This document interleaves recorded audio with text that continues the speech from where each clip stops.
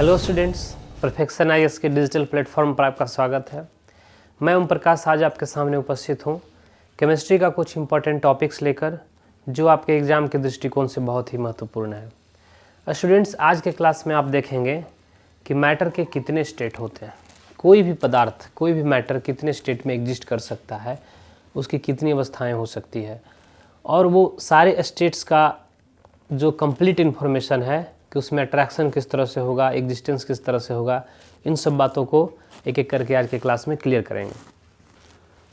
सबसे पहले देखेंगे states of matter.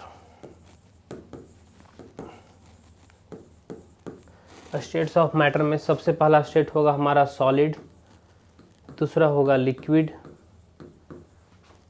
Gas, plasma और बीईसी।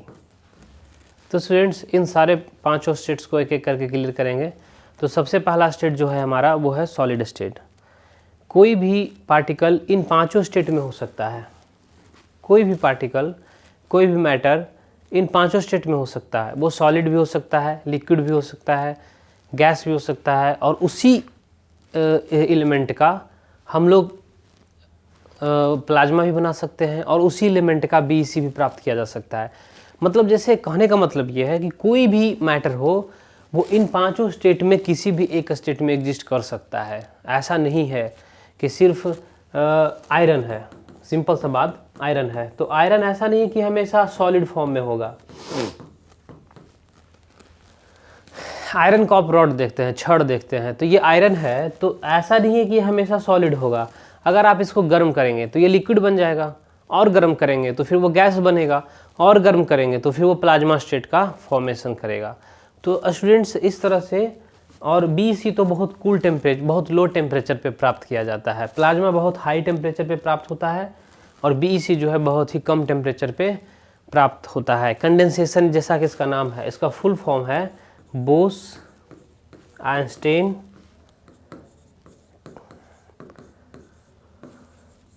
कंडेंसेट।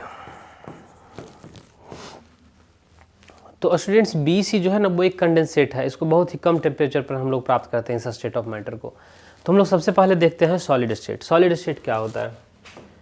तो सबसे पहला स्टेट है हमारे सामने स्टूडेंट्स सॉलिड स्टेट।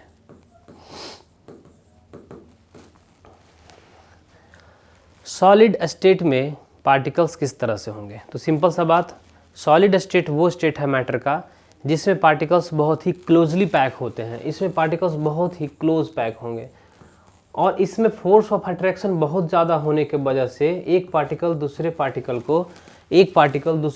को इतना ज़्यादा न अट्रैक्ट करता है कि एक दूसरे के बहुत ही करीब आ जाता है, और इंटरमोलिकुलर स्पेस जो है एकदम न के बराबर बचता है।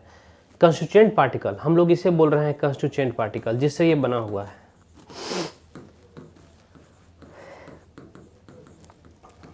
तो स्टूडेंट्स, कंस्टिट्यूएंट पार्टिकल के बीच फोर्स ऑफ अट्रैक्शन ज़्यादा होने के कारण एक दूसरे के क्लोज आ जाते हैं, और क्लोज आने के कारण इसमें इंटरमोलिकुलर स्पेस जो है बहुत ही कम होता है। पहला बात, अगर इंटरमोलिकुलर स्पेस कम होगा तो फिर क्या होगा कि आप इसको कंप्रेस नहीं कर सकते, क्योंकि जगह ही नहीं है। कंप्रेस हम लोग कहाँ करते हैं? कंप्रेस हम लोग वहाँ करते हैं जब दो पार्टिकल के बीच जगह हो, तो उसको प्रेस करके और दोनों को क्लोज ला देंगे। लेकिन ये ऑलरेडी क्या है? टाइटली पैक्ड है, हाई फोर्स ऑफ अट्रैक्शन है कंस्टिट्यूएंट पार्टिकल के बीच, इस वजह से इसको कंप्रेस नहीं किया जा सकता। तो सॉलिड के बारे में सबसे पहले ये देखेंगे कि strong force of attraction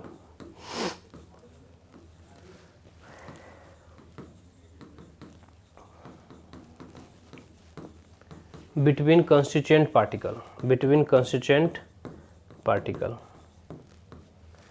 constituent particle के बीच स्ट्रॉन्ग फोर्स ऑफ अट्रैक्शन होने के कारण क्या होता है कि अट्रैक्शन ज़्यादा होने के कारण जो इंटरमोलिकुलर स्पेस है, इंटरमोलिकुलर स्पेस, या कहीं कहीं अगर कंस्टिट्यूएंट पार्टिकल एटम है तो ऐसे भी लिखेगा इंटर एटॉमिक स्पेस, कोई फर्क नहीं पड़ता है।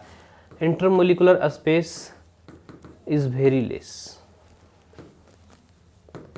इसमें इंटरमोलिकुलर स्पेस जो है दो पार्टिकल के बीच कोई जगह खाली होता ही नहीं है।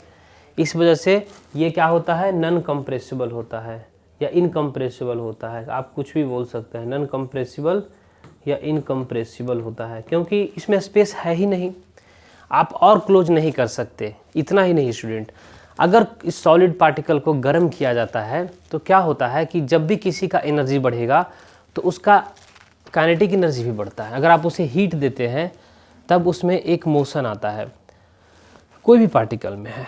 अगर आप गैस को गर्म करते हैं तो उसका भी काइनेटिक एनर्जी बढ़ेगा, वेलोसिटी बढ़ेगा। लिक्विड के मॉलिक्यूल को गर्म करते हैं तो उसका भी स्पीड क्या होगा, तो बढ़ेगा। सॉलिड में क्या होता है कि कंस्टिट्यूएंट पार्टिकल एक दूसरे से टाइटली पैक हैं।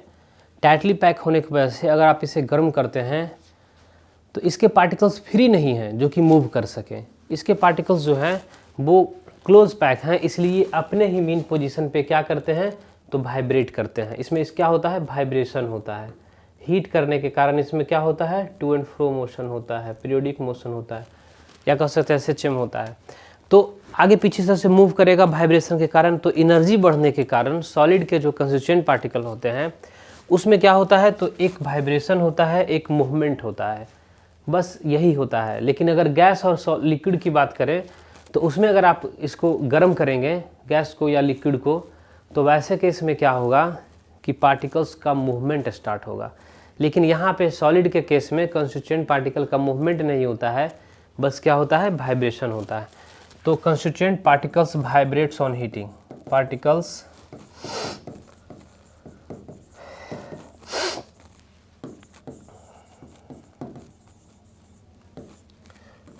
Vibrates on heating. जैसे ही आप हीट करेंगे तो क्या होगा स्टूडेंट, पार्टिकल्स जो हैं वो वाइब्रेट करेंगे। और वाइब्रेट करते करते अगर आप कंटिन्यूसली हीट कर रहे हैं तो एक ऐसा समय आएगा कि वाइब्रेशन इतना ना स्ट्रांग हो जाएगा कि वाइब्रेशन स्ट्रांग होने की वजह से इसका पार्टिकल एक दूसरे से फ्री होके फिर वो मूव करने लगेगा। तो इसे हम लोग बोलते हैं कि उस टेम्परेचर को कि ये क्या है, मेल्टिंग पॉइंट है। इस टेम्परेचर को हम लोग क्या बोलते हैं, मेल्टिंग पॉइंट। और मूव जब कर जाएगा तब वो लिक्विड बन जाएगा, तब वो सॉलिड नहीं रहेगा, तब वो क्या बन जाएगा, लिक्विड। तो यही बात है। इसमें इनकम्प्रेसिबल होने का रीज़न क्या है, तो इसमें कोई इंटरमोलिकुलर स्पेस ही नहीं है, स्ट्रॉन्ग फोर्स ऑफ अट्रैक्शन है, हीट करने पे वाइब्रेट करता है।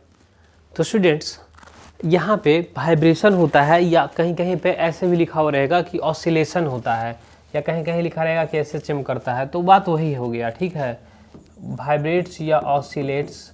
हाँ, एक चीज़ और है कि इसका जो होता है वो फिक्स्ड मेल्टिंग पॉइंट होता है। स्टूडेंट इसका जो होता है वो होता है fixed volume and shape. Fix volume and shape. Solid का वॉल्यूम और शेप दोनों फिक्स होता है। जितना वॉल्यूम ऑक्युपाई कर रहा है हमेशा वो उतना ही करेगा, जिस शेप में है वो उस शेप में उतना ही होगा, यदि आप टेम्परेचर ना बढ़ाएं तो ये है सॉलिड का जनरल कैरेक्टरिस्टिक्स है स्टूडेंट। इसके बाद हम लोग देखते हैं कि कितने तरह के सॉलिड होते हैं। सॉलिड दो तरह के होते हैं। एक होता है सॉलिड, दो तरह के होते हैं। एक होता है क्रिस्टलाइन सॉलिड और एक होता है एमॉर्फस सॉलिड।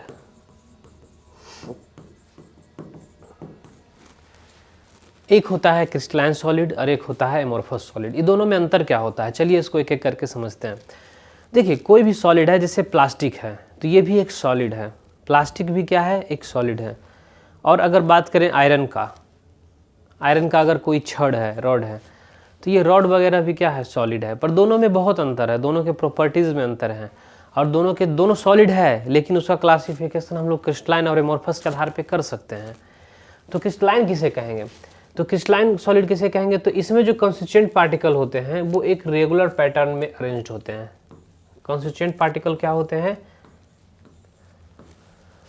सॉलिड के कंस्टिट्यूएंट पार्टिकल एक रेगुलर पैटर्न में अरेंज होते हैं ओवर इंटायर द सॉलिड। जितना बड़ा सॉलिड है वो पूरे सॉलिड में एक ही टाइप का अरेंजमेंट आपको दिखेगा, तब हम उसे क्रिस्टलाइन सॉलिड कहते हैं।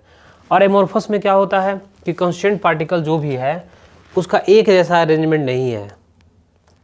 एमॉर्फस सॉलिड में क्या होगा स्टूडेंट, एमॉर्फस सॉलिड में क्या होता है कि उसका एक जैसा ओवरऑल जितना सॉलिड है, जितना बड़ा सॉलिड है उसमें ओवरऑल एक जैसा अरेंजमेंट पार्टिकल का नहीं होता है। कैसे, तो कुछ दूर तक 2-4 लेयर तक वो रेगुलर पैटर्न फॉलो करता है, फिर नहीं करता है। तो इसमें पार्टिकल्स जो हैं रैंडमली होते हैं। इसमें पार्टिकल्स रेगुलर पैटर्न में अरेंज्ड नहीं होता है, एकदम जैसे तैसे होता है, रैंडम में होता है, रैंडम अरेंजमेंट होता है, कोई इसका आधार है ही नहीं। और कहीं पे अगर रेगुलर पैटर्न में अरेंज भी है तो वो शॉर्ट रेंज होता है। जैसे देखिए, अगर मान लेते हैं ये ऐसे कहेंगे कि सर देखिए यहाँ पे तो इसने रेगुलर पैटर्न फॉलो किया, 4 ऊपर आइटम 4 नीचे आइटम, एक ही जैसा आइटम का अरेंजमेंट है। बट अगले केस में क्या होगा, 2 बीच में घुस जाएगा और 2 खाली रह जाएगा, फिर एक यहाँ रहेगा, फिर एक यहाँ रहेगा, फिर यहाँ रहेगा। तो दिख रहे हैं आप यहाँ पे 4 लेयर में क्या हो रहा है कि पार्टिकल का अरेंजमेंट डिफर कर गया। तो ऐसे केस में हम इसे क्या बोलते हैं, एमोर्फस सॉलिड। इसमें ओवर ए रेंज, एक शॉर्ट रेंज तक ही पार्टिकल का अरेंजमेंट हो पाता है, बाकी जनरली क्या होता है तो रैंडम में होता है। तो ऐसे सॉलिड को हम लोग कहते हैं एमोर्फस सॉलिड। इसका कुछ और भी प्रॉपर्टी है, उसको समझते हैं। स्टूडेंट, क्रिस्टलाइन सॉलिड जो होता है,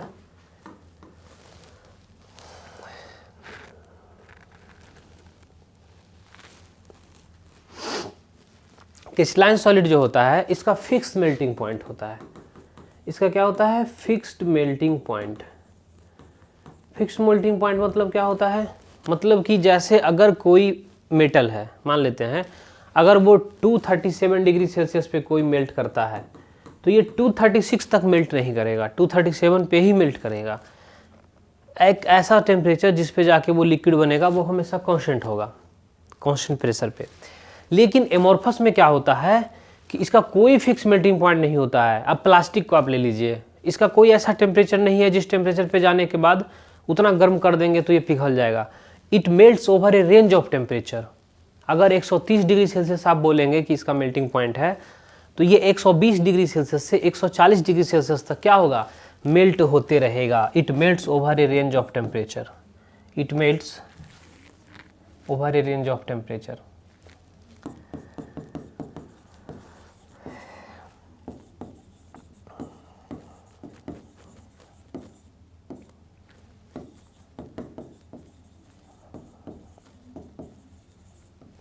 it melts over A range of temperature, एक लंबे टेम्परेचर तक ये क्या होगा, मेल्ट करते रहेगा। तो इसका कोई फिक्स मेल्टिंग पॉइंट हुआ नहीं। दूसरा बात कि इसके पार्टिकल तो रेगुलर पैटर्न में अरेंज होते हैं, ठीक है, ये तो आपको मैंने बताया ही। जब इसको हम काटेंगे, जब आप क्रिस्टलाइन सॉलिड को काटते हैं तो इसमें एक शार्प एज का फॉर्मेशन होता है, शार्प एज का फॉर्मेशन होता है जब इसे काटते हैं, sharp as formation on cutting. जबकि क्रिस्टलाइन में क्या होगा कि एमोर्फस में क्या होगा कि जैसे ही आप इसको काटेंगे तो एक रफ एज का फॉर्मेशन होगा। प्लास्टिक को आप काटिए, जब प्लास्टिक को आप काटेंगे तो क्या देखेंगे कि उसका जो एज है, किनारा है, वो रफ हो गया है, वो शार्प नहीं हुआ है। जबकि आप आयरन को काटते हैं तो उसका एज जो है वो बिल्कुल शार्प कटता है। तो ये भी एक कैरेक्टरिस्टिक्स है, एक प्रॉपर्टी है क्रिस्टलाइन और एमोर्फस का। स्टूडेंट्स, अगला पॉइंट जो है वो क्रिस्टलाइन का ये है कि ये जो होता है ना, ये होता है anisotropic in nature, anisotropic in nature. अब ये एनिसोट्रॉपिक किससे कहते हैं ये आप नहीं समझे। एनिसोट्रॉपिक का मतलब क्या हुआ, इस एनिसोट्रॉपिक का मतलब हुआ कि अगर आप क्रिस्टलाइन सॉलिड में हैं, मान लेते हैं आप सपोज कीजिए, आप मानिए कि बस यहाँ पे आप खड़े हैं, इधर से जब आप इधर जाएंगे तो डायगनली आपको एटम्स मिलेंगे, इधर जाएंगे तो आपको एटम्स नहीं मिलेंगे। जबकि अगर आप यहाँ खड़े हैं और नीचे आएंगे तो आपको एटम्स मिलेंगे एक रेगुलर इंटरवल के बाद, डायगनली नहीं, डायगनली ये होगा। मतलब आप डिफरेंट डायरेक्शन में मूव कर रहे हैं तो पार्टिकल्स का जो अरेंजमेंट है वो डिफरेंट है। तो इसको हम लोग बोलते हैं एनिसोट्रॉपिक, मतलब different properties in different direction. अब प्रॉपर्टीज कौन सा, जैसे मान लेते हैं लाइट आप सेंड कर रहे हैं इधर से, तो इधर से लाइट सेंड करेंगे तो 2 पार्टिकल से टकराएगा, इधर से सेंड करेंगे 1 से भी नहीं टकराएगा, इधर से सेंड करेंगे तो 2 से टकरा रहा है, इधर से सेंड कर रहे हैं तो ज़्यादा दूरी पर 2 से टकरा रहा है, डायगनली है। तो different property in different direction जब ऑब्जर्व होता है तब हम उसे बोलते हैं स्टूडेंट्स, क्या बोलते हैं, एनिसोट्रॉपिक इन नेचर। जबकि अगर एमोर्फस की बात करें, तो एमोर्फस में स्टूडेंट्स जनरली होता क्या है कि ये आइसोट्रॉपिक इन नेचर होता है। क्या होता है,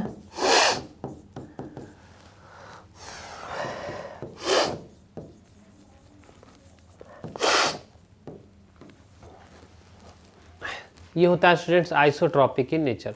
आइसोट्रॉपिक का मतलब क्या होता है? आइसोट्रॉपिक का मतलब होता है कि आप यहाँ पे खड़े हैं, ठीक है, आप मान लीजिए कि आप यहाँ पे खड़े हैं, अब यहाँ से आप इधर जाइए या फिर इधर जाइए, चाहे इधर जाइए, सब डायरेक्शन में आपको पार्टिकल्स का अरेंजमेंट जो दिखेगा वो सेम दिखेगा। कॉन्स्टिट्यूएंट पार्टिकल्स का जो अरेंजमेंट दिखेगा वो सेम दिखेगा, तब हम इसे कहते हैं आइसोट्रॉपिक इन नेचर। क्या बोलते हैं आइसोट्रॉपिक का मतलब? Same properties in different direction, same properties in different direction. तो स्टूडेंट्स ये होता है आपका कॉन्स्टिट्यूएंट पार्टिकल्स का अरेंजमेंट क्रिस्टलाइन और एमोर्फस सॉलिड में। इसके बाद हम लोग देखते हैं लिक्विड के बारे में। लिक्विड क्या होता है, लिक्विड स्टेट में क्या है? अच्छा, कुछ एग्जांपल्स इसका देख लिया जाए, एग्जांपल्स देख लिया जाए।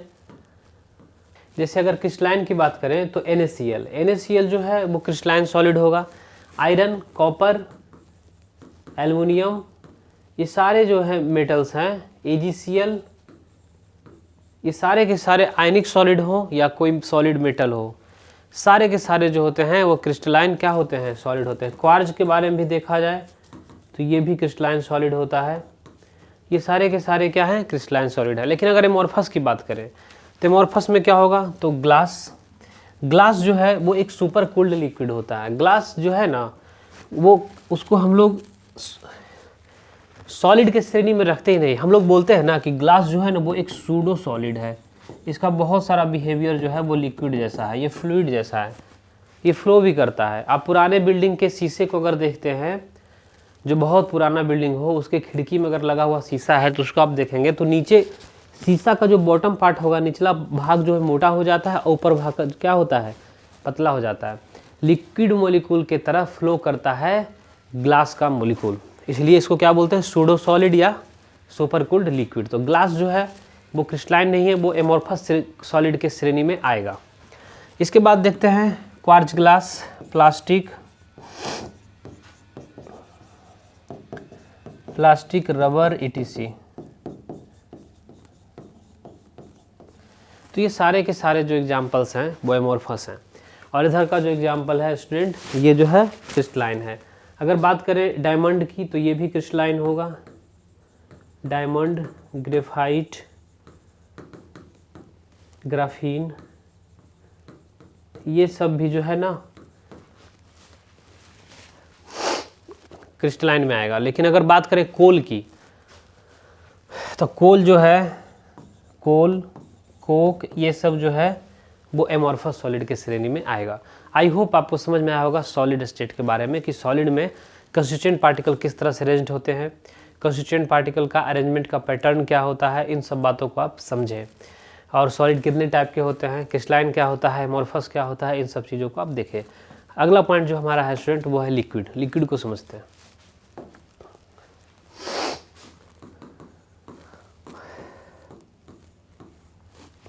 लिक्विड में क्या होता है कि कंस्टिट्यूएंट पार्टिकल के बीच का दूरी थोड़ा ज़्यादा हो जाता है, अट्रैक्शन कम होता है इसमें पार्टिकल्स जो हैं उसमें कम अट्रैक्शन होता है सॉलिड से।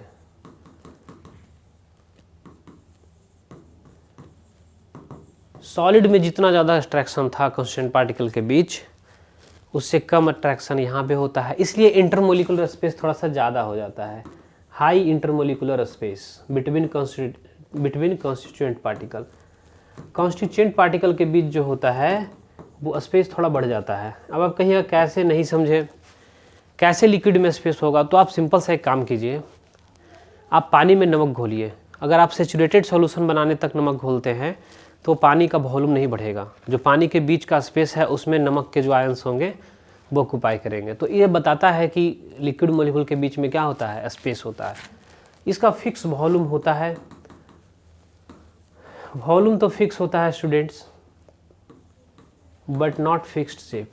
पर इसका फिक्स शेप नहीं होता है। जिस कंटेनर में आप रखेंगे लिक्विड का जो पूरा मैटर होगा वो उस शेप को धारण कर लेगा, इसलिए इसका वॉल्यूम फिक्स होता है बट इसका शेप फिक्स नहीं होता है। हाँ, इसके पार्टिकल को जब हम लोग गर्म करते हैं तो मूवमेंट शुरू हो जाता है। जबकि आप देखे थे सॉलिड में क्या होता था, ऑसिलेशन शुरू होता था, वाइब्रेशन शुरू होता था। पार्टिकल्स मूव्स ऑन हीटिंग, तो आप जब हीट करेंगे तो कंस्टिट्यूएंट पार्टिकल जो है वो मूव करेंगे। सिंपल सा बात है। ध्यान दें स्टूडेंट, लिक्विड का जो मॉलिक्यूल होता है वो कभी भी वाइब्रेट नहीं करता, उसमें क्या होता है, मूवमेंट होता है। गैस में भी मूवमेंट होता है, जबकि सॉलिड का पार्टिकल जो है वो अपने फिक्स पोजीशन, मीन पोजीशन के अलोंग क्या होता है, तो ऑसिलेट करता है। कुछ लोग कहीं कहीं पे ये भी दे देगा कि सिंपल हार्मोनिक मोशन करता है, यानी SHM। अगर आप किसी सॉलिड को गर्म करते हैं और गर्म करने के बाद आप जब उसे लिक्विड बनाते हैं तो इस दौरान क्या होता है स्टूडेंट्स कि सॉलिड से लिक्विड बनाने के लिए आपको कुछ अमाउंट ऑफ हीट एनर्जी देना पड़ेगा, जो सॉलिड के बॉन्ड को तोड़ता है। इस टेम्परेचर, जिस टेम्परेचर पे सॉलिड लिक्विड बनता है उसे हम लोग बोलते हैं मेल्टिंग पॉइंट। उसे हम लोग क्या बोलते हैं, मेल्टिंग पॉइंट। ये सब बातों को हम लोग देखेंगे कि वेरिएशन इन मेल्टिंग पॉइंट, क्या मेल्टिंग पॉइंट हमेशा कांस्टेंट होता है, इन सब बातों को डिटेल्स में डिस्कस करेंगे जब हम बताएंगे inter conversion of states of matter, कैसे एक स्टेट ऑफ मैटर को दूसरे स्टेट में हम लोग कन्वर्ट कर सकते हैं। अगर कोई आइस है और इसमें हम लोग क्या करेंगे कि इसको गर्म करेंगे। अगर आइस है 0 डिग्री सेल्सियस पे और इसको हम लोग हीट कर रहे हैं तो ये वाटर बन जाता है, और वाटर बनने के दौरान क्या होता है कि इसका टेम्परेचर 0 डिग्री सेल्सियस ही होता है। तो इसमें क्या होता है कि जब भी आपको भी मैंने जैसा कि बताया कि सॉलिड को अगर गर्म करते हैं तो सॉलिड से बनता है लिक्विड, और इसमें टेम्परेचर नहीं बढ़ता है। जिस टेम्परेचर पे सॉलिड था उसी टेम्परेचर पे लिक्विड का फॉर्मेशन होता है। यहाँ भी देखिए, आइस जिस टेम्परेचर पे है 0 डिग्री सेल्सियस पे, इसको गर्म करेंगे तो वाटर बनेगा, और इसका भी टेम्परेचर कितना होगा, 0 डिग्री सेल्सियस। तो स्टूडेंट्स की अगर यहाँ पे देखा जाए कि जो मैंने हीट दिया वो गया कहाँ, ये हीट एनर्जी गया कहाँ। कोई चीज़ को गर्म करेंगे तो उसका टेम्परेचर बढ़ना चाहिए, यहाँ पर टेम्परेचर तो बढ़ नहीं रहा है, तो गया कहाँ भाई। तो सिंपल सा बात है, इसके बॉन्ड को तोड़ने में चला गया। आइस में strong intermolecular force of attraction था, यानी हाइड्रोजन बॉन्ड था, उसको तोड़ने में चला गया और वो एनर्जी उसी में यूटिलाइज हो गया, और ये टेम्परेचर के रूप में उभर कर सामने नहीं आया। इसीलिए इसको बोला जाता है लैटेंट हीट ऑफ फ्यूजन। क्या बोला जाता है, लैटेंट हीट ऑफ फ्यूजन। और वाटर को जब हीट करते हैं, वाटर को जब हम लोग हीट करेंगे तो इसका टेम्परेचर बढ़ेगा। तो टेम्परेचर जब बढ़ेगा स्टूडेंट्स तो क्या होगा कि 4 डिग्री सेल्सियस तक इसका वॉल्यूम मिनिमम होगा। यहाँ पे क्या होगा, वॉल्यूम मिनिमम। पहले क्या होता है, कोई भी चीज़ को गर्म करते हैं एक्सपेंड करता है, लेकिन वाटर जब 0 डिग्री सेल्सियस पे है और इसको हीट करेंगे तो वाटर प्राप्त होगा 4 डिग्री सेल्सियस पे। धीरे धीरे टेम्परेचर बढ़ेगा, तो जब 4 डिग्री सेल्सियस पे पहुंचेगा ना वाटर, यानी वाटर का टेम्परेचर जब 4 डिग्री सेल्सियस होगा तो उस समय वाटर का वॉल्यूम सबसे कम होगा। तो वाटर का वॉल्यूम सबसे कम होगा तो डेंसिटी जो होगा ना वो मैक्सिमम होगा, सबसे ज़्यादा होगा। डेंसिटी जो होगा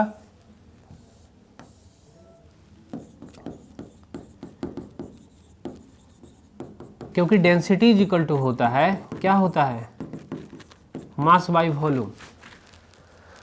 तो डेंसिटी इज इक्वल टू होता है मास बाई वॉल्यूम। तो वॉल्यूम अगर सबसे कम है, वॉल्यूम अगर सबसे कम है तो डेंसिटी सबसे ज़्यादा होगा। तो वाटर का जो डेंसिटी होता है वो 4 डिग्री सेल्सियस पे सबसे ज़्यादा होता है। और फिर फर्दर अगर हम हीटिंग करते रहेंगे तो टेम्परेचर जैसे जैसे बढ़ेगा फिर वॉल्यूम क्या होगा, वाटर का बढ़ने लगेगा।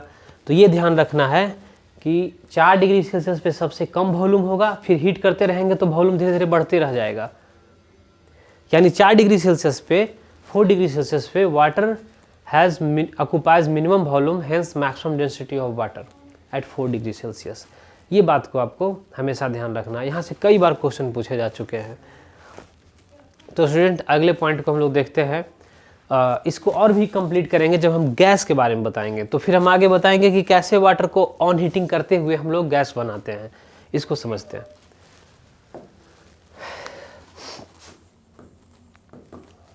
गैसेस स्टेट में क्या होता है स्टूडेंट, पार्टिकल्स के बीच अट्रैक्शन एकदम बहुत कम होता है। इसमें क्या होता है, बहुत ज़्यादा स्पेस होता है। इसमें अट्रैक्शन जो होता है वो बहुत ही कम होता है। हालांकि अट्रैक्शन की अगर चर्चा करें तो जब आप स्टेट्स ऑफ मैटर पढ़ते हैं तो आइडियल गैस मानता है कि थोड़ा बहुत भी अट्रैक्शन नहीं होता है। आइडियल गैस थ्योरी क्या मानता है? आइडियल गैस थ्योरी क्या मानता है कि गैस के बीच किसी भी प्रकार का अट्रैक्शन नहीं होता है। जबकि अगर रियल गैस थ्योरी की बात करें तो ये मानता है कि थोड़ा बहुत अट्रैक्शन गैस के बीच भी होता है। वंडरवाल साहब इसके बारे में बताए थे। तो स्टूडेंट इन बात को ध्यान रखिएगा कि आइडियल गैस थ्योरी ये मानकर चलता है कि कोई भी गैस मॉलिक्यूल के बीच, गैस के एटम्स के बीच कोई भी फोर्स ऑफ अट्रैक्शन नहीं होता है। जबकि रियल गैस थ्योरी मानता है कि हाँ अट्रैक्शन होता है। अट्रैक्शन होता है, थोड़ा बहुत होता है लेकिन होता है। Yes, attraction exist among gas molecule.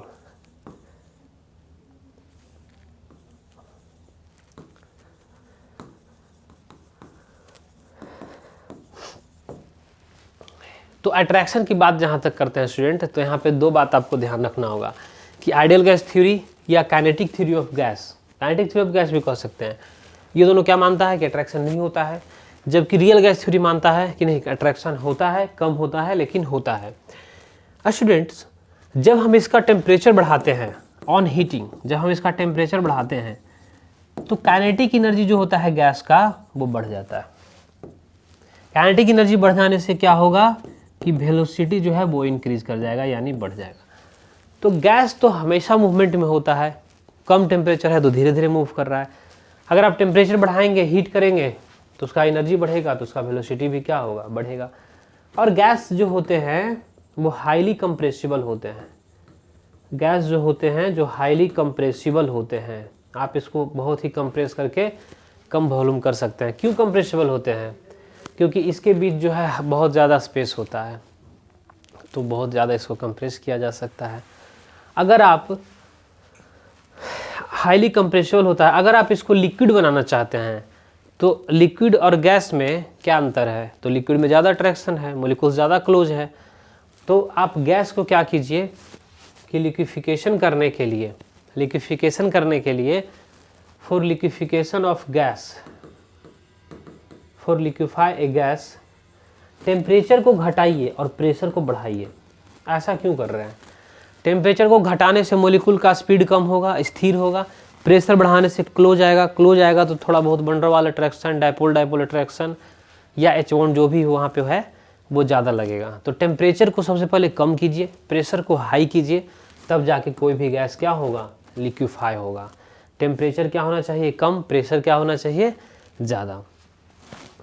Student एक चीज़ और देखते हैं कि जैसे आइस का एग्जांपल लिए थे, तो आइस को 0 डिग्री सेल्सियस पे मैंने हीट किया था तो बन गया था वाटर। वाटर का भी टेम्परेचर कितना था, 0 डिग्री सेल्सियस पे। वाटर को मैंने हीट किया तो अभी ये वाटर ही है और 4 डिग्री सेल्सियस पे है। तो 4 डिग्री सेल्सियस पे वाटर का मिनिमम वॉल्यूम होता है, मिनिमम वॉल्यूम, और हाई डेंसिटी, और डेंसिटी क्या होता है, मैक्सिमम। हाई नहीं लिख सकते हैं, मैक्सिमम लिखते हैं। मिनिमम वॉल्यूम और मैक्सिमम क्या होगा, डेंसिटी, क्योंकि इससे ज़्यादा डेंसिटी किसी टेम्परेचर पे नहीं एग्जिस्ट करेगा वो वाटर का।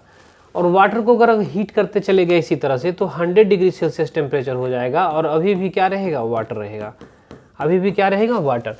और इस समय अगर आप फिर से इसको हीट करते रहें तो वाटर ही बनेगा, लेकिन इस वक्त इसको जब हीट करेंगे, वाटर को अगर 100 डिग्री सेल्सियस पे हीट करेंगे तो ये बनेगा स्टीम, यानी गैस फेज, वेपर फेज। और तब इस स्टीम का भी टेम्परेचर कितना होगा, 100 degree Celsius. Water 100 degree Celsius पे है, इसको अगर हीट करेंगे तो स्टीम बनेगा, उसका भी टेम्परेचर 100 डिग्री सेल्सियस ही है। तो भाई हम लोगों ने जो हीट एनर्जी दिया वो गया कहाँ, मेरे द्वारा जो हीट सप्लाई किया गया वो कहाँ यूज़ हो गया। तो सिंपल सा बात है, वाटर के बीच जो अट्रैक्शन था, ज़्यादा अट्रैक्शन था, उसको तोड़ने में चला गया। और ये एनर्जी टेम्परेचर को नहीं बढ़ाया, बस क्या किया, फोर्स ऑफ अट्रैक्शन जो था वाटर के बीच उसको ब्रेक कर दिया। तो ऐसे हीट एनर्जी को हम लोग बोलते हैं लैटेंट हीट ऑफ वेपराइजेशन। इसको क्या बोला जाता है, लैटेंट हीट ऑफ वेपराइजेशन। इस स्टूडेंट्स इसे बोला जाता है लैटेंट हीट ऑफ वेपराइजेशन। तो ये जो एनर्जी दी है इसे हम लोग क्या बोलते हैं, लेटेंट हीट ऑफ वेपराइजेशन। जितना ज़्यादा लिक्विड रहेगा उतना ज़्यादा ये अमाउंट ऑफ हीट एनर्जी होगा, ज़्यादा को वेपराइज करना है। इसीलिए कभी कभी पूछा जाता है कि अगर आपका हाथ जल जाता है 100 डिग्री सेल्सियस वाटर पे और 100 डिग्री सेल्सियस पे ही स्टीम से, तो ज़्यादा खतरनाक जलन कौन पैदा करता है? तो सिंपल सा बात है, स्टीम पैदा करता है। क्यों? क्योंकि स्टीम के पास एक एक्स्ट्रा एनर्जी है, लैटेंट हीट ऑफ वेपराइजेशन। तो इसके पास ज़्यादा एनर्जी कंटेंट है, तो वो ज़्यादा आपको क्या करेगा? हानि पहुँचाएगा। इसीलिए यहीं से उसको सोल्व किया जाता है उस क्वेश्चन को कि स्टीम के पास ज़्यादा एनर्जी कंटेंट है। इसीलिए तो स्टूडेंट्स, आई होप आप समझे कि सॉलिड, लिक्विड और गैस स्टेट क्या होता है। इसके बाद है अगला जो पॉइंट हमारे सामने, वो है ट्रिपल पॉइंट। उसको समझते हैं।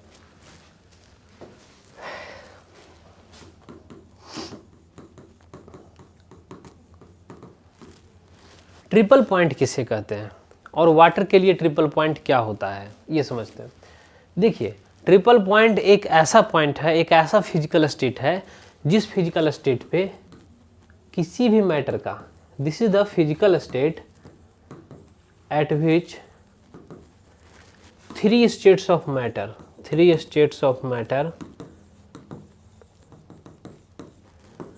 स्टेट्स मतलब कौन सा? तो सॉलिड, लिक्विड और gas, three states of matter को एग्जिस्ट।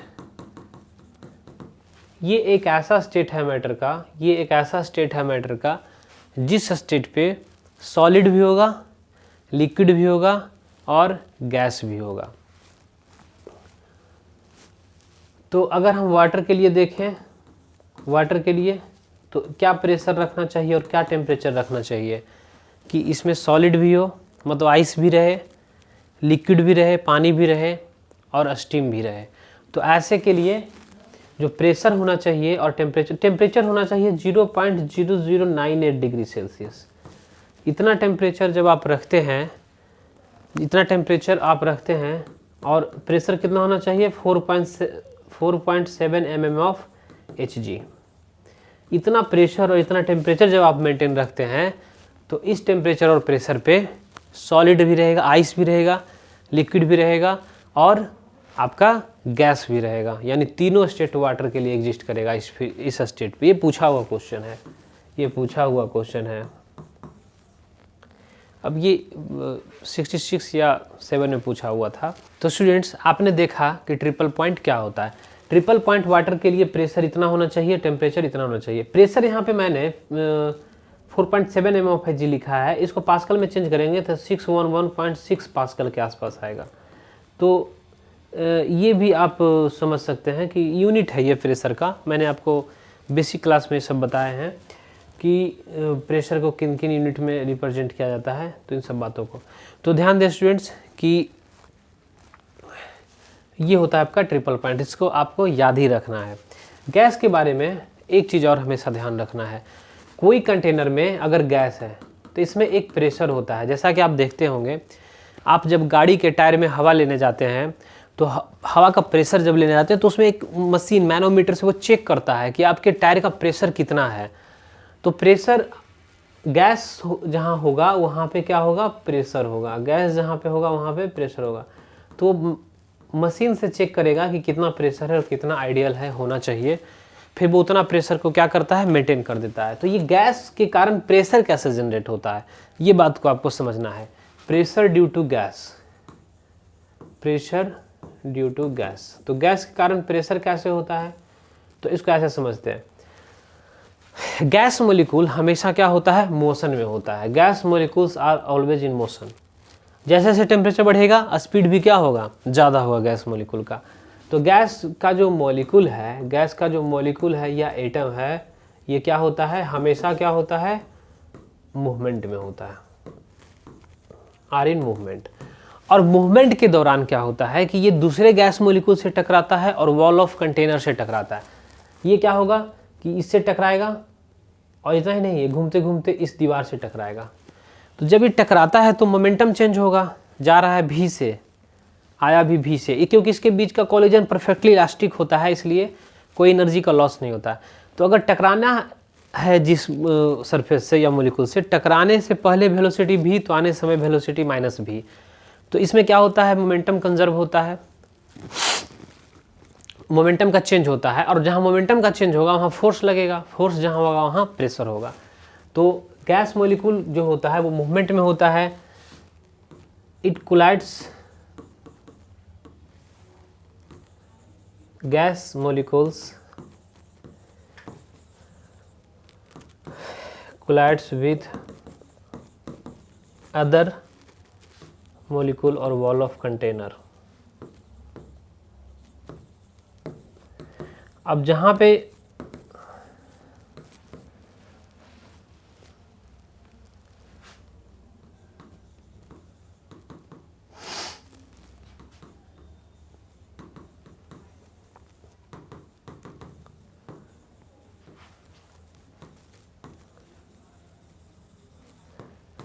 तो देखिए ये जो कॉलिजन है, इसी कॉलिजन के कारण प्रेशर होता है। कैसे, ऐसे समझते हैं, शुरू से समझते हैं। गैस मॉलिक्यूल मोशन में है, दूसरे गैस मॉलिक्यूल से टकराया, उसके बाद वॉल ऑफ कंटेनर से टकराया, जिस कंटेनर में वो रखा हुआ है। टकराने के कारण क्या होगा, मोमेंटम चेंज होगा। जब मोमेंटम चेंज होगा तो उसके कारण फोर्स लगेगा। न्यूटन सेकंड लॉ पढ़े हैं, फोर्स इज, पढ़े ना, फोर्स जो होता है वो rate of change of momentum के प्रोपोर्शनल होता है, तो बराबर होता है। तो rate of change of momentum के बराबर अगर होता है फोर्स, तो फोर्स के कारण प्रेशर होगा, क्योंकि प्रेशर इज इक्वल टू होता है force by area.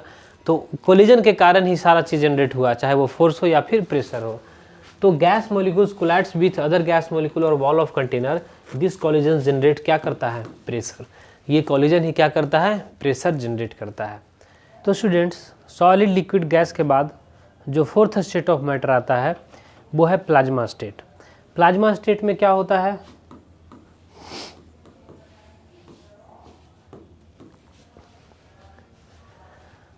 Plasma state जो है ये इनफैक्ट गैस के सिमिलर स्टेट ही है।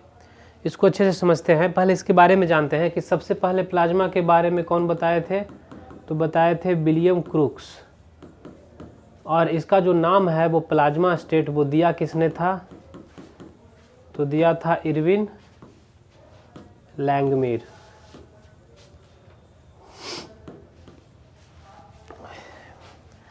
तो प्लाज्मा के बारे में सबसे पहले बताए थे विलियम क्रूक्स, और प्लाज्मा का जो नाम है वो इरविन लैंगमिर दिए थे। देखिए इसमें होता क्या है कि ये स्टेट है क्या, इनफैक्ट वो देखते हैं। तो ये जो है ना वो गैस के सिमिलर होता है, it is similar to gas. It contains free electrons and positively charge gases atoms. ये क्या कंटेन करता है, फ्री इलेक्ट्रॉन्स। ये कंटेन करता है फ्री इलेक्ट्रॉन्स प्लस, प्लस मतलब and, free electrons and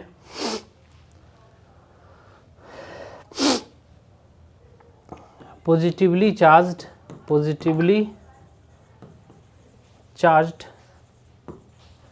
gases atoms. तो कलेक्टिवली अगर इलेक्ट्रॉन फ्री है और पॉजिटिवली चार्ज गैस एटम है, तब हम इसे कहते हैं प्लाज्मा स्टेट। अब आपके मन में बहुत सारा सवाल आ रहा है कि आखिर ये फ्री इलेक्ट्रॉन क्यों है, गैसेस पॉजिटिवली चार्ज क्यों है। इसको अच्छे से समझते हैं। पहले एक लाइन और लिखते हैं। एक लाइन और क्या हो सकता है कि इसका फॉर्मेशन कैसे होता है। इट इज़ फॉर्म्ड, सुनिए ध्यान से देखिएगा इसको, जैसे हीलियम गैस है। हीलियम क्या है, गैस। हीलियम गैस को हम लोग क्या करते हैं, हीलियम गैस है, हीलियम गैस को हम लोग हीट करते हैं। हीलियम गैस को जब आप हीट करेंगे तो या फिर एक स्ट्रॉन्ग इलेक्ट्रोमैग्नेटिक फील्ड देते हैं, या फिर क्या करते हैं, स्ट्रॉन्ग इलेक्ट्रिक फील्ड देते हैं। ऐसे समझिए, स्ट्रॉन्ग इलेक्ट्रिक फील्ड। तो स्ट्रॉन्ग इलेक्ट्रिक फील्ड जब देंगे या फिर हीट करेंगे तो क्या होगा, हीलियम एटम जो है इसके ऑर्बिट में जो इलेक्ट्रॉन है वो क्या होगा, बाहर निकल जाएगा, इलेक्ट्रिक फील्ड के कारण भी या फिर हीट करने के कारण भी। दोनों के कारण क्या होगा, हीलियम प्लस और प्लस फ्री इलेक्ट्रॉन मिलेगा। तो अब ऐसे समझिए कि ये जो बना ना हीलियम गैस से, ये हीलियम प्लस आयन और ये फ्री इलेक्ट्रॉन, इसी को हम लोग कलेक्टिवली क्या बोलते हैं, प्लाज्मा स्टेट। इसी को हम लोग बोलते हैं plasma state. It is formed, तो यहाँ पे हम लोग एक लाइन लिख सकते हैं, it is formed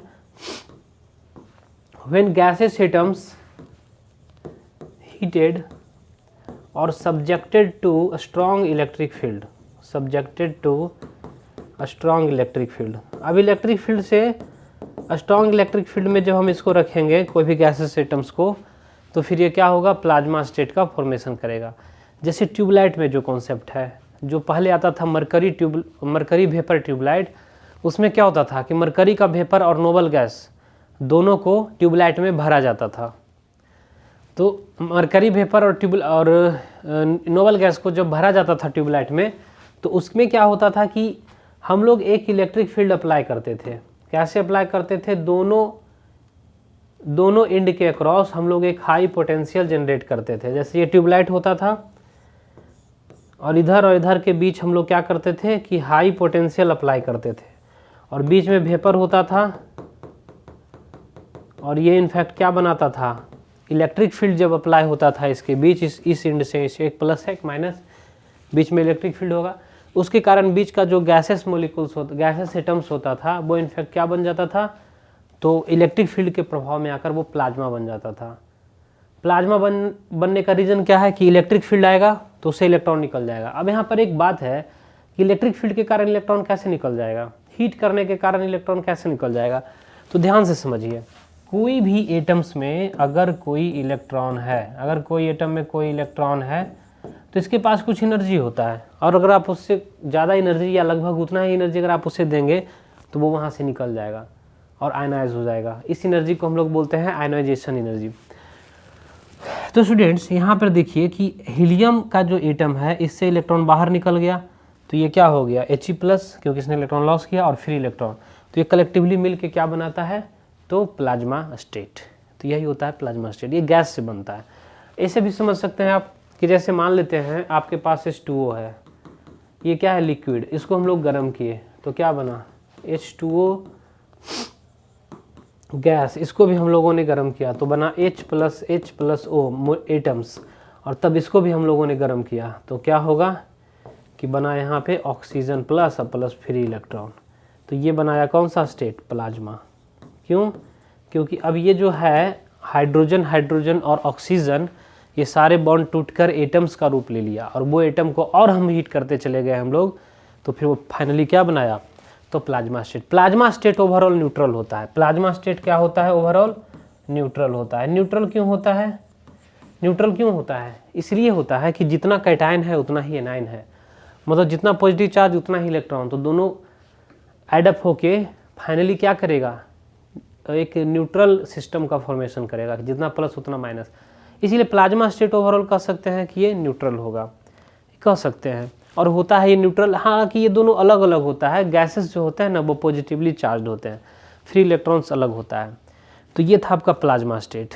plasma state में जो है वो पॉजिटिवली चार्ज गैसेस आयंस होते हैं और फ्री इलेक्ट्रॉन्स होते हैं। ट्यूबलाइट का कॉन्सेप्ट प्लाज्मा स्टेट पर ही आधारित है। हैलोजन बल्ब या फिर आप सोडियम लाइट, ये सब में भी क्या होता है, हीट के कारण प्लाज्मा का ही फॉर्मेशन होता है। जैसे कोई बल्ब है, सिंपल सा समझते हैं, इसमें ये क्या होता है, एक छोटा सा फिलामेंट होता है, इसमें गैस भरा हुआ होता है हैलोजन का।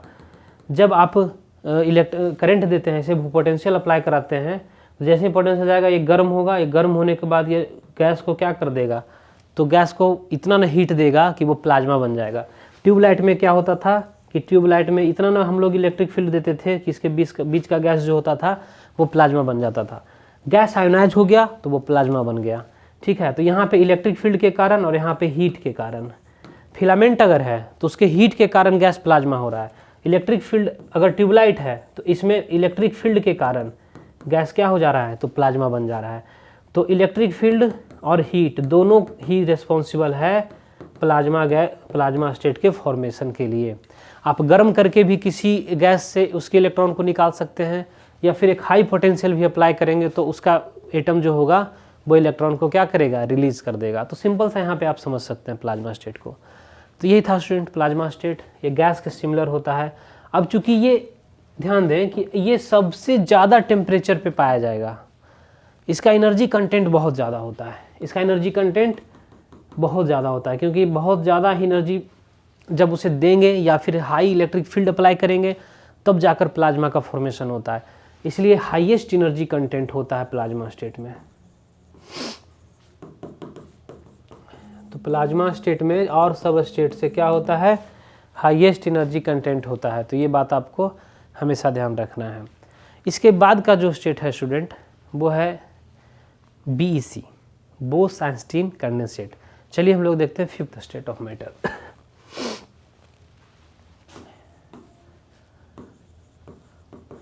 इसको हम लोग बोलते हैं बोस-आइंस्टीन कंडेंसेट। इसको समझते हैं। बोस-आइंस्टीन कंडेंसेट क्या होता है स्टूडेंट, इसको थोड़ा ध्यान से समझते हैं। देखिए, जैसे सबसे पहले तो ये देखते हैं कि जैसा कि आप नाम में देख रहे हैं कि बोस और आइंस्टीन साहब ने 1920-25 के आसपास इसको थ्योरेटिकली इसका एक थ्योरम दिया था। बोस आइंस्टीन साहब थ्योरेटिकली एक थ्योरम दिया था 1925 के आसपास, लेकिन 1995 ईस्वी में 1995 ईस्वी में एरिक कॉर्नेल और कार्ल वाइमन ने मिलकर सबसे पहली बार BEC प्रिपेयर किया। सबसे पहली बार 1995 में किसने किया? Carl Wieman and Eric Cornell.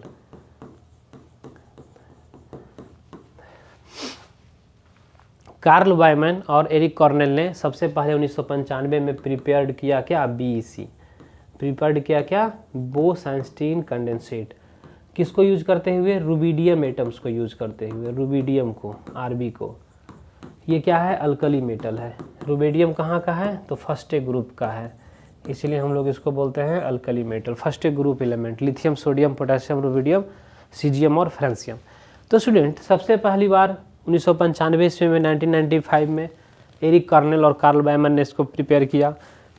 हालांकि इसके थ्योरी को प्रूफ किया था बोस-आइंस्टीन साहब 1925 के आसपास में, तो वहाँ पर इसको प्रैक्टिकली तैयार नहीं किया गया था, यहाँ पर तैयार किया गया। तो आखिर ये है क्या, इसको समझते हैं।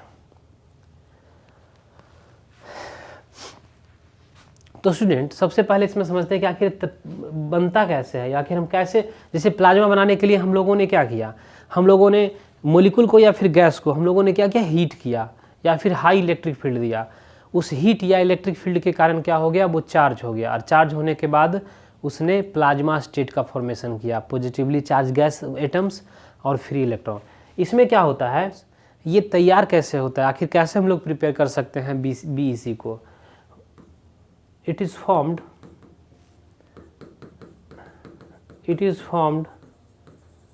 when vapor of boson at low density, when vapor of boson at low density cooled to very low temperature।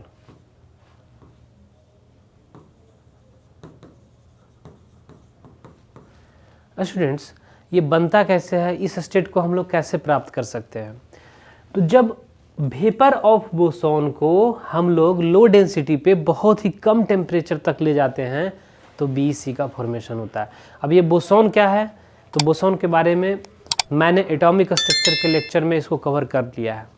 तो आप जैसा कि जानते हैं कि बोसॉन क्या होता है, उसमें बहुत सारे एलिमेंट्री पार्टिकल्स का डिस्कशन हुआ था, उसमें एक बोसॉन था, तो उसके बारे में भी मैंने आपको बताया है। It is formed when vapor of boson at low density cooled to very low temperature। तो यहाँ से तीन बात याद रखना है।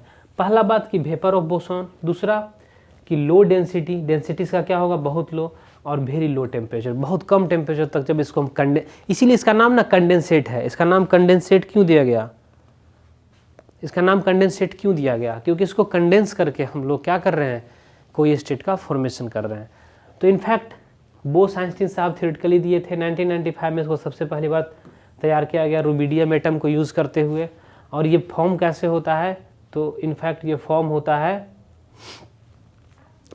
होता है जब आप वेपर ऑफ बोसॉन को वेरी लो डेंसिटी पे बहुत कम टेम्परेचर तक कूल करते हैं, तब इसका फॉर्मेशन होता है। इसका यूज़ जो है, जैसे आपको बताया मैंने कि प्लाज्मा में ट्यूबलाइट, गैस, बल्ब, ये सब में आप यूज़ करते हैं।